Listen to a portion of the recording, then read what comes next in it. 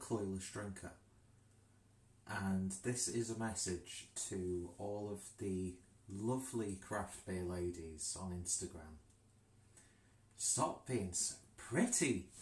But yeah, hi guys, welcome to another beer review. A bit of a public service announcement, because yeah, it's getting a bit too much.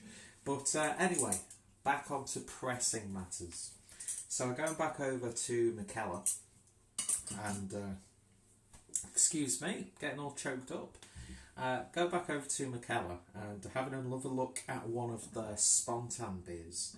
And this one is somewhat intriguing, although I've heard very mixed opinions about this, because it's either one of those you really like it or you're not too much of a fan of it.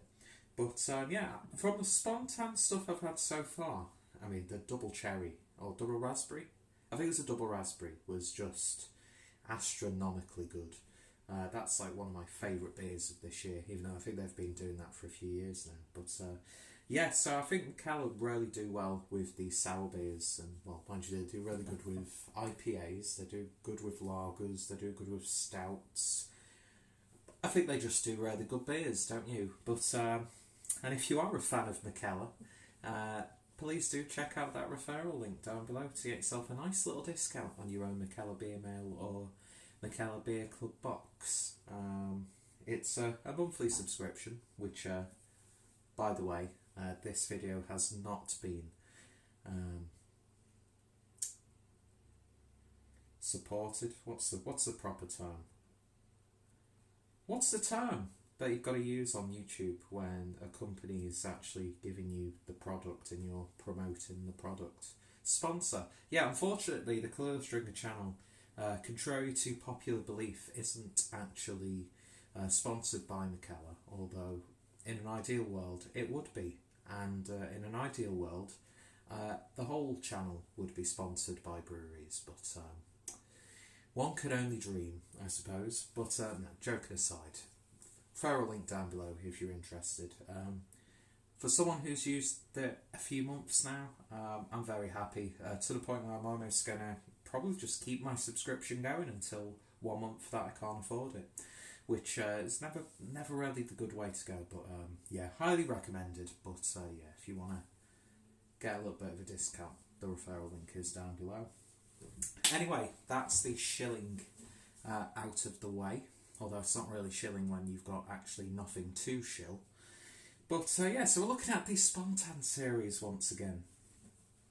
And speaking of sour, we're going to have a look at the Spontanelderflower, which has wonderful artwork from Keith Shaw, as always.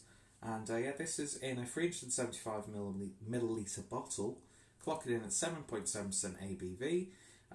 Ingredients are water, barley, wheat, elderflower, 3%, hops and yeast, and aged in oak barrels. So yeah, this is the bottled version. I think I've had the Spontan beers in cans up to this point. But yeah, best before date is the 20th of the 8th, 2028. So it's cutting it fine. Anyway, so to go along with this beer, I've got myself a frozen pizza. Double pepperoni from Pizza Express. Never been to the restaurant before because I've heard it's pretty naff. But yeah, double pepperoni sounds good to me and my stomach. So, without any further ado, let's try and salvage this mess of a video and get the beer poured with a bit of an oversized bottle top. I keep calling them bottle cups. Bottle top. And yeah, using my Mikkeller Beer Club glass. Look how beautiful that shines. No other Beer Club glass shines as bright as the Mikkeller Beer Club glass. But yeah, anyway. Beer in the glass then. And there we go. Filming from the kitchen today. But look at that.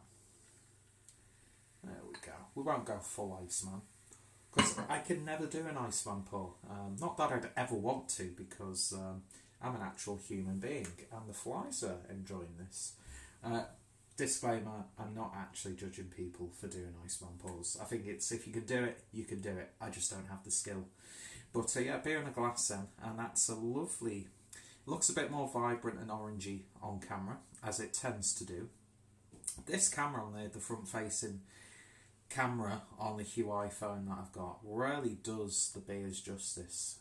Obviously, the beers always look better than the host, but especially with the lighting. But yeah, it's a bit more brighter on camera than it is in person, but not far off. It's got an almost sort of like mead-like look to it. A little bit of like a darky amber. Get away, fly! Did I grab it? No, I'm not a barman. But yeah, it looks good, doesn't it? Almost has a slight Pims look to it for some reason. It's reminded me of Pims. Not had Pims for quite a while, to be honest. But yeah, a little bit cloudy. Lovely, almost sort of like amberish, orangey, burnt sunset hues coming through.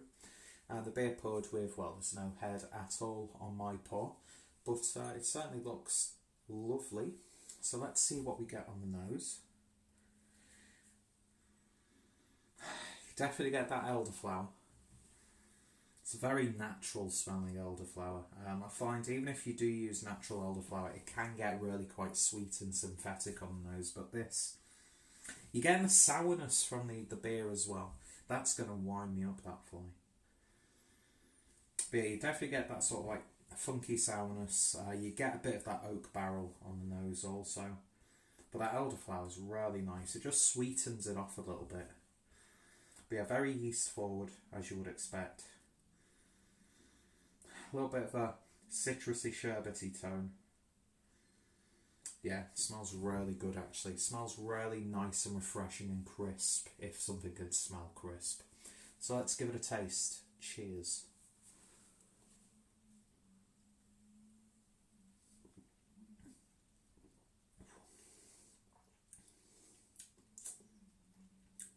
A little bit puckering, but not too much. It's definitely the tartest Spontan beer I've had so far. Yeah, very strong yeast flavour to it, as you would expect. It's got that sort of like leafy, clovey aftertaste, which I find with beers like this, if you add fruit to it, that helps me personally enjoy them a bit more. Because that flavour for me, and I get it a lot with Belgian ales specifically, the aftertaste, it's just not my thing. It doesn't matter how many times I try beers to those sort of styles, that flavour, that bready yeastiness that you get on the back end, doesn't really do much to me. It's a little bit drying as well, has a bit of like a white wine character to it. The elderflowers, it's almost hampered, is that the proper word? It's almost like hampered by the tartness. You definitely get those sort of like oaky, barrely tannins in there. A little bit of a savoury note. I mean, it's not too bad. It's always got like this saltiness to it on the lips. And it sticks to your lips, so you get the flavour. Really light body for its ABV. Just pretty much fizzles out straight away without it being too aggressive in terms of carbonation. Yeah, you know, I said that the elderflower's a little bit in the background with this. I think if it was a bit more elderflower forward, it would be to the beer's detriment, because then it would probably get, in this context, maybe a little bit too sickly sweet. So I think they've got the balance really right on this one. It's not balanced, but they've got the nice balance of it, tending more to the genuine soured beer, fermented beer. But yeah, not too sweet, not too cloying, a little bit of a savoury note on the end. Is it something I'd go out my way to get again? Probably not. With beers like this, I do need that addition of fruit in there. And I know with the Baghaven Beer Club blend that they've done, I might suffer the sort of same fate, but I've still got the bottle of that, which came in the same box as this one. But yeah, as someone who likes the flavour of elderflower, I'd say there's enough there. But maybe just a tiny bit more, but then, as I said, you might run the risk of just taking it a little bit too much over the edge. So as it is, it's okay for a sour beer. I've had much better from Mikkeller, but it's one of those things where I can definitely see someone drinking this and absolutely adoring it. But for me, it's just, dare I say it, lacking a little bit. Middle of the road sort of stuff. Well, better than that. It's not a boring beer by any stretch. It's got bags full of character. But flavour-wise, it's really not too much of my thing. But I'd happily finish the rest of it. And yeah, if someone you know is really into their sort of wines and that sort of thing, you do definitely get a grape-like flavour in there. So this would be a great introduction for those, because it's got that level of accessibility as well as being a really nicely brewed beer. But it's just, unfortunately, not everyone can be a winner. You know, they can't all be hits, especially when you get into the subjectiveness of reviewing beers online. So for me, it's not really doing too much for me. It's not really exciting me. It's solid enough, but I know for a fact that for my tastes, there are better offerings from Mikkeller. So in terms of a rating then, I'm going to give this one, it might seem a bit harsh, but I hope I've justified it. But I'm going to give that a 6 out of 10. A 6 out of 10 from me. Will it go well with the pizza? Let's have a bite. Chewy base. Nice twang to it.